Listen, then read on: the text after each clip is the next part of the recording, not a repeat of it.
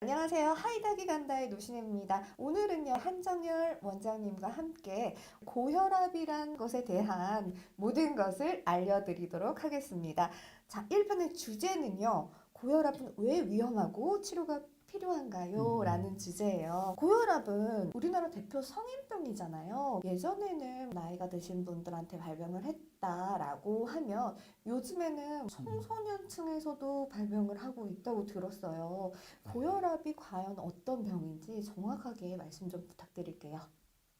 고혈압은 원인을 잘 알 수가 없어요. 만약에 고혈압의 원인이 있다면 그 원인을 치료하면 그 질환 치료가 되겠는데 대부분은 원인이 없는 1차선 고혈압입니다.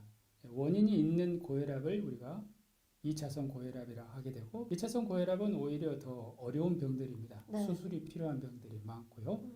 1차선 고혈압은 원인이 없기 때문에 나이와 더불어서 쭉 고혈압 환자 수가 증가를 하게 되죠. 고혈압은 대부분 치료 중인 분들은 다 원인을 잘 모릅니다. 그래서 네. 본태성 고혈압이라고 하게 되는데요. 아마도 서구화된 식사 습관, 이런 것에 의한 비만, 운동 부족, 이런 모든 것들이 고혈압을 일으키는 주된 원인으로 우리가 보고 있습니다. 네, 그럼 진짜 나이와 상관없이 요즘에는 발병을 많이 한다는 소린가요? 그렇습니다. 통계를 보면 우리나라 성인 3사람 중에 1명, 그냥 30대 이상에서 네. 3명 중에 1명이 굉장히 높은 빈도로 고혈압 환자가 많습니다. 그러면요, 고혈압은요, 항상 합병증 위험이 있어서 관리를 평소에 해야 된다라고 하는데 조심해야 될 합병증이 있다면 어떤 병인가요?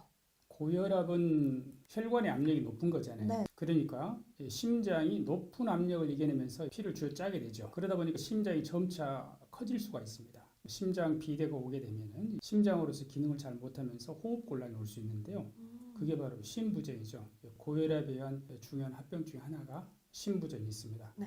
근데 심장은 이렇게 커졌는데 심장 바깥쪽에서 심장에 혈류를 공급하는 혈관을 관상동맥이라고 해요. 네. 관상동맥 좀 말이 어렵죠. 심장을 위에서 이렇게 내려다보면 심장을 싸고 있는 혈관이 월계관처럼 되어 있어요. 그래서 관상동맥이라고 하게 됩니다. 네. 심장은 커졌는데 관상동맥은 커지지 않습니다. 그러니까 상대적으로 심장은 하나의 근육이잖아요. 네네. 근육에 산소와 영양을 공급해야 되는데 그게 잘 안 되는 상태가 되는 경우예요. 그래서 심장이 좀 빨리 뛰거나 하면 산소와 영양 공급이 안 되기 때문에 관상동맥을 통해서 그래서 심장이 아프죠. 그것을 협심증이라고 합니다. 그런데 심장만 커지는 게 아니라 혈관 안에도 혈관도 두꺼워지기도 하지만 혈관 안에 이렇게 혹이 난 것처럼 변화를 보이게 되는데 그것을 동맥경화증이라고 합니다. 혹처럼 되어 있는 것을 동맥경화반, 동맥경화판이라고도 하는데요. 이게 이제 파열이 되면 바로 심근경색증입니다.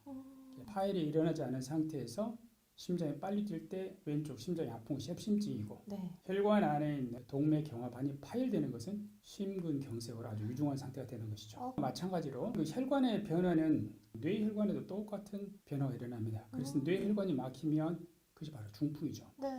그래서 뇌혈관이 막히는 것은 허혈성 뇌졸중, 너무 높은 혈압 때문에 혈관이 찢어질 수도 있죠. 네. 그것은 출혈성 뇌졸중 그래요.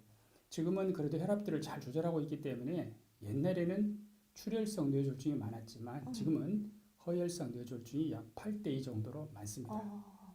또 무서운 것은 다리로 내려가는 혈관이 막힌 거, 말초혈관 질환이라고 합니다. 그러니까 고혈압에 의해서 관상동맥만 문제가 되는 것이 아니고요.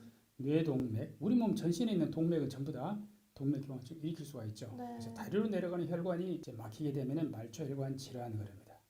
많이 걷게 되면 다리가 아프죠. 네. 근육이 막혀있기 때문에 산소와 영양분이 갈 수 없으니까 이것을 우리가 말초혈관 질환 그렇습니다. 고혈압 그 자체는 질환명이기도 하지만 네네. 실제로는 심혈관 질환을 일으키는 위험인자입니다. 고혈압은 아픈 게 아니잖아요. 네. 그것 때문에 이래 동맥경화증이 와서 심장에는 협심증과 심근경색증을, 뇌에는 뇌졸중, 네.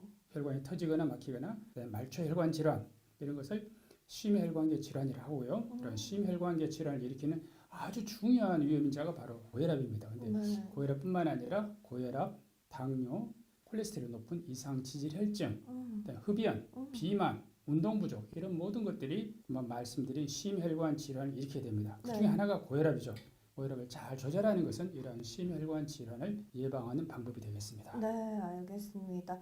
자, 고혈압 환자들이요, 이 말초 동맥 질환 위험이 크다고 들었어요. 때문에 그 이유가 뭔지도 좀 궁금합니다. 혈압이 높으면 혈관 가장 안쪽에 있는 세포를 내피세포라고 하는데요. 네. 이 내피세포에 손상이 옵니다. 아, 그러면 혈중에 있는 콜레스테롤이 그 내피세포 안으로 들어가게 되면서 혈관 안쪽에 마치 혹이 생긴 것처럼 만들어져요. 이걸 동맥경화판 네. 또는 동맥경화판이라고 합니다. 이러한 것이 전신에 다 생길 수 있지만 특별히 그 다리로 내려가는 혈관 쪽에 생기면, 예를 들어서 오래 걷게 되면은 근육에 산소와 영양을 공급해야 되는 그 혈관이 좀 막혀 있잖아요. 그러니까 아픈 거예요. 그것이 바로 말초혈관 질환이라고 하는데요. 환자가 호소하는 것을 가만히 들어보면 알 수 있습니다. 혈압, 당뇨 이런 것이 있는 분들이 오래 걸으면 종아리가 당기고 아프달지, 허벅지 쪽으로 아프달지 이렇게 못 걷습니다. 오래.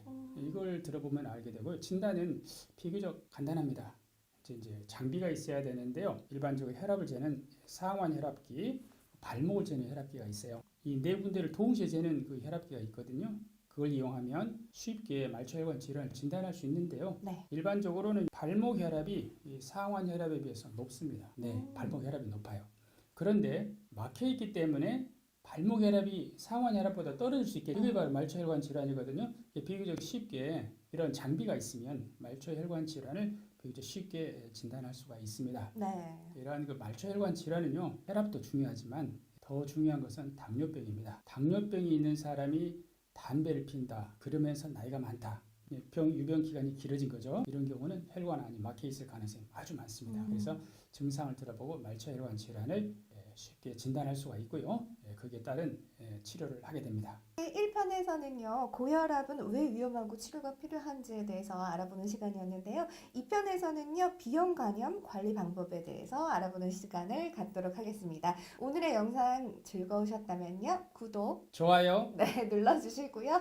저희는 2편에서 다시 만나보도록 할게요. 여러분 안녕히 계세요.